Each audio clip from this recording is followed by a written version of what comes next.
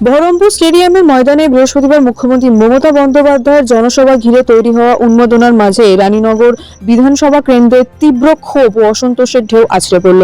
ক্ষোভের কেন্দ্রবিন্দুতে বর্তমান বিধায়ক আব্দুল শৌমিক হোসেন। জনমুখে তাকে ঘিরে ওঠা তোলাবাজ, দুর্নীতিবাজ, ঘুষখোর, নারী লিপসু, এমনকি ধর্ষক এবং সংস্কৃতি নষ্টকারীর মতো গুরুতর অভিযোগগুলি যেন আগ্নেয়গিরির লাভা স্রোতের মতো বেরিয়ে আসতে চাইছে।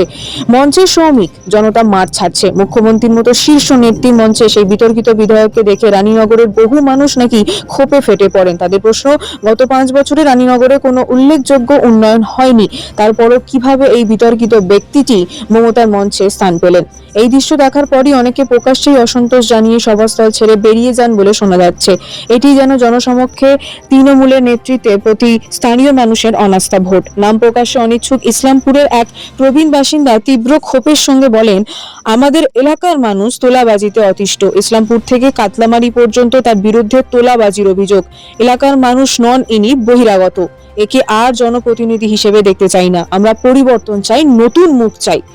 জনতার মূল ক্ষোভের জায়গা হলো সৌমিক হোসেন স্থানীয় নন, তিনি বহিরাগত। অন্যদিকে তৃণমূলের অন্দরে জল্পনা শুরু হয়েছে যে তবে কি এই বিতর্কের পাহাড় মাথায় নিয়েও তাকে আবার টিকিট দেবে দল। রানীনগরের বহু মানুষ স্পষ্ট জানিয়ে দিয়েছেন, যদি তৃণমূল এই ভুল করে তবে তার ফল ভালো হবে না, এর চেয়ে বড় ভুল আর হবে না। স্থানীয় এক যুব নেতা বলেন, মমতা বন্দ্যোপাধ্যায় সভায় এই ধরনের বিতর্কিত ব্যক্তিকে জায়গা দেওয়া মানে মানুষের ক্ষোভকে আরো বাড়িয়ে দেওয়া।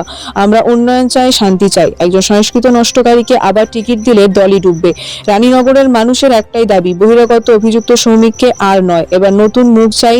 এই ক্ষোভের বহিঃপ্রকাশ তৃণমূলের শীর্ষ নেতৃত্ব কিভাবে সামাল দেন সেটাই এখন দেখার বিষয়।